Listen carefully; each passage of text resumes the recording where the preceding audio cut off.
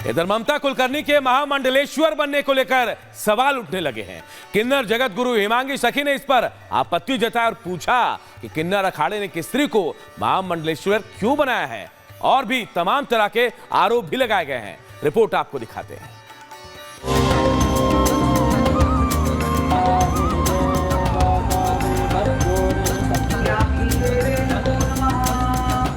Famous Bollywood actress ममता कुलकर्णी ने सालों से फिल्मी दुनिया से दूरी बनाकर रखी थी और जब वो सामने आई हैं तो उन्होंने भगवा चोला धारण कर रखा है और सनातनी रंग में रंगी नजर आ रही हैं।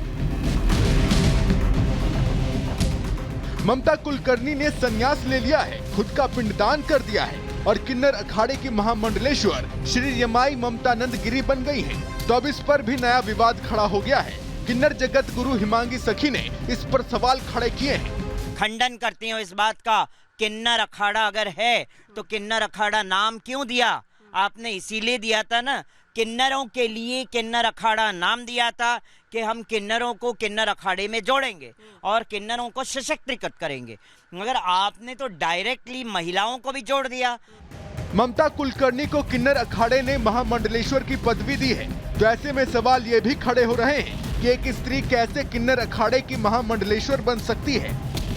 क्या महामंडलेश्वर का पद इतना छोटा हो गया है कि आप बिना शिक्षित दीक्षा देके महामंडलेश्वर पद पे बिठा रहे हैं? किन्नर जगत गुरु हिमांगी सखी ने किन्नर अखाड़े पर भी गुस्सा जाहिर किया और ममता कुलकर्णी को महामंडलेश्वर बनाने पर निशाना साधा। उनका मानना है कि संन्यास लेना और दीक्षा लेने का अधिकार सभी का है, लेकिन महामंडलेश्वर हर कोई नहीं बन सकता। ममता कुलकर्णी की बात आती है, यमाई ममता कुलकर्णी बन गई हैं अब, मगर एक चीज़ है, समाज को आप कैसा गुरु दे रहे हैं वो भी तो वहाँ भी तो एक दृष्टिकोण हमें डालना चाहिए कि समाज को हम ऐसा गुरु दे रहे हैं जिस गुरु का बैकग्राउंड जो डी कंपनी के साथ रहा हो, जो ड्रग्स के आरोप में जेल में भी रह के आई हुई हो और अचानक से भारतवर्ष के अंदर प्रकट हो जाती है मुंबई में। दरअसल किन्नर जगत गुरु हिमांगी सखी ने किन्नर अखाड़े से अलग वैष्णव किन्नर अखाड़े का गठन करने का फैसला किया है। उन्हें विश्व की पहली किन्नर जगत गुरु की उपाधि मिल चुकी है।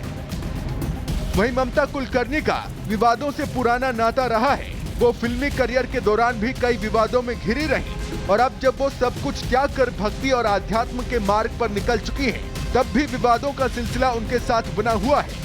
Bureau report, Republic Bharat.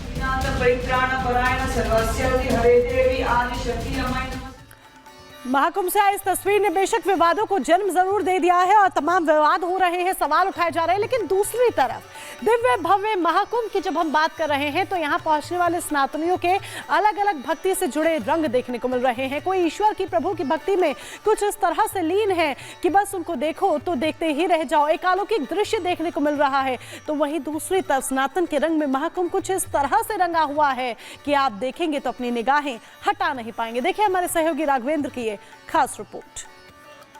कहा जाता है ना कि जिन पर कृपा राम की हो वह पत्थर भी तर जाएं। आपने रामायण में वह दृश्य देखा होगा जब प्रभु राम ने लंका विजय के लिए उन्होंने समुद्र में एक ऐसा पुल का निर्माण किया जो समुद्र पे तैरता था। नील और नल के माध्यम से समुद्र देवता ने वो रास्ता बताया था कि जिसके माध्यम से वह पुल आज भी प्रमाण के तौर पर सेतु समुद्रम के द्वारा दिखाई देता है। और आप देखिए सिर्फ एक पत्थर यहाँ पर आया है। इस कुंभ की पावन धरती पर सिर्फ एक पत्थर रामेश्वरम से आया है जिस पर राम लिखा है और यह पानी में, एक बड़े से टप में पानी में यह पत्थर आज भी तैर रहा है। ऐसे ही बड़े बड़े विशाल पत्थर थे जो भगवान राम की बांद्री सेना ने समुद्र पर निर्माण किया और लंका विजय प्राप्त किया भगवान राम ने अपनी सेना के साथ। आप यह देखिए कि किस तरह से यह जो पत्थर है वह तैर रहा है। यह अद्भुत है, आप देख सकते हैं, प्रमाण है। कहते हैं ना, प्रमाण को कोई सबूत की आवश्यकता नहीं पड़ती है। आप देखिए यहाँ पर, और जूना अखाड़े में जैसे ही आप प्रवेश करेंगे तो यहाँ पर जो हमारे नागा सन्यासी हैं, ये उनके शिविर में इस तरह से अद्भुत और पवित्र पत्थर रामेश्वरम का यहाँ पर रखा गया है। आज यह जो पत्थर है यह आकर्षण का और श्रद्धा का मुख्य केंद्र बना हुआ है। जो भी श्रद्धालु जूना अखाड़े में आ रहा है वह यहाँ पर शीश झुका करके जा रहा है, प्रणाम करके जा रहा है। और यहाँ पर हमारे साथ साधु सन्यासी हैं, हम इनसे भी आशीर्वाद लेने की कृपा करें। महाराज जी क्या कहेंगे इस पत्थर के बारे में?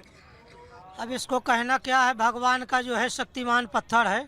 महाराज जी क्या कहेंगे, आप भी कुछ बताएं। ये अद्भुत पत्थर, अद्भुत शिला के लिए क्या बताना, ये तो राम सेतु पत्थर है। राम सेतु पत्थर, हाँ जी। प्रमाण की कोई जरूरत नहीं है, इसकी तो प्रमाण की कोई जरूरत नहीं है। यह जो पत्थर है, यह जो दिव्य पवित्र पत्थर है, ये कई पीढ़ियों से इसी अखाड़े में, जूना अखाड़े में, ये जो नागा जो साधु सन्यासी हैं इनके द्वारा ये पीढ़ियों दर पीढ़ियों से ये चला आ रहा है। और आज भी प्रयागराज में यह श्रद्धा का मुख्य केंद्र बना हुआ है। तो प्रयागराज महाकुंभ में अलग अलग रंग चर्चा के विषय बने हुए हैं। ऐसे में गोल्डन बाबा के नाम से मशहूर महामंडलेश्वर अरुणगिरी महाराज का सोने का सिंहासन जो है वो आकर्षण का केंद्र बन गया है। हमारे सहयोगी राघवेंद्र की खास रिपोर्ट देखिए। प्रयागराज महाकुंभ में एक से बढ़कर एक दृश्य सामने आ रहे हैं, जहां एक और बड़े बड़े यहां पर आश्रम बनाए गए हैं गंगा की रेती पर, वहीं पर साधु संतों के द्वारा अद्भुत शिविर भी लगाए गए हैं। ऐसे में मैं इस वक्त आवाहन सरकार शिविर पर मौजूद हूं, जहां पर आप देख सकते हैं कि महाराज के सानिध्य में एक सोने का सिंहासन यानी स्वर्ण सिंहासन, आपने बहुत सुना होगा, आपने त्रेता युग में स्वर्ण मृग के बारे में सुना होगा, लेकिन आपको हम दिखाते हैं ये सोने का सिंहासन। आप देख रहे हैं कि भगवान सूर्यदेव सबसे ऊपर हैं और सूर्यदेव के बाद यहाँ पर एक अच्छी आकृति, एक अच्छी कलाकृति दिखाई दे रही है डिजाइन से। और आप यहाँ पर देखिए कि ये यहाँ पर इसको शंख का भी आकार दिया गया है, और आप उधर देखिए गणेश जी के आकार को दिखाया गया है।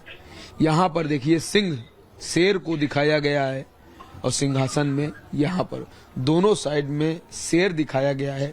बीच में महाराज जी बैठेंगे, अवधूत बाबा अरुणगिरी महाराज जी, जो इन्वायरमेंट बाबा के नाम से मशहूर हैं। आपसे हमारी कुंभ में भी मुलाकात हुई है और हमने आपसे बातचीत भी किया है।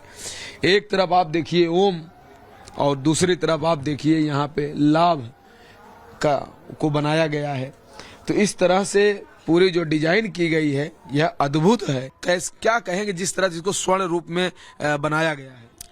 ये हमारे आह्वान अखाड़ा के पीठाधीश्वर आचार्य महामंडलेश्वर अवधूत तरुणगिरी जी महाराज को सभी भक्तों ने मिलकर के भेंट किया है, क्योंकि हमारे गुरुदेव एनवायरमेंट बाबा के नाम से जाने जाते हैं। लेकिन इस मेला में आप लोग सब मीडिया ने इनको गोल्डन बाबा नाम रख दिया। हमारे गोल्डन बाबा कैलाशवासी हो गए, तो भक्तों को लगा क्यों न गुरुदेव को स्वर्ण का सिंहासन भेंट किया जाए, क्योंकि सबसे शुद्ध स्वर्ण नहीं होता है। कृष्ण ने कहा धातु में अगर कुछ प्रिय है तो स्वर्ण है। अगर मैं किसी धातु में वास करता हूं तो स्वर्ण में वास करता हूं। पूजा भी करना है, अगर कुछ नहीं है तो सोने की अंगूठी से काम चल जाता है। सीता जी नहीं थी, राम को जग करना था, तो स्वर्ण की सीता बनाई गई।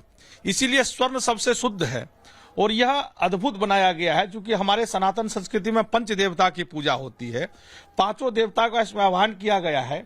गणपति भगवान है, सूर्य भगवान है, और दुर्गा जी के रूप में सिंह सवार है शक्ति स्वरूपा, भोलेनाथ हैं, और जब सिंहासन कोई होता है तो उसे नारायण रूप कहा जाता है। तो स्वयं नारायण के रूप में पंच देवता का पूजन करके 51 आचार्यों के द्वारा सभी भक्तों ने मिलकर के थोड़ा बहुत मिला करके और गुरुदेव को यह समर्पण किया कि जब गोल्डन बाबा नाम रख दिया गया तो गोल्डन के सिंहासन पर हमारे गुरुजी विराजमान। यह भक्तों की अपनी श्रद्धा होती है।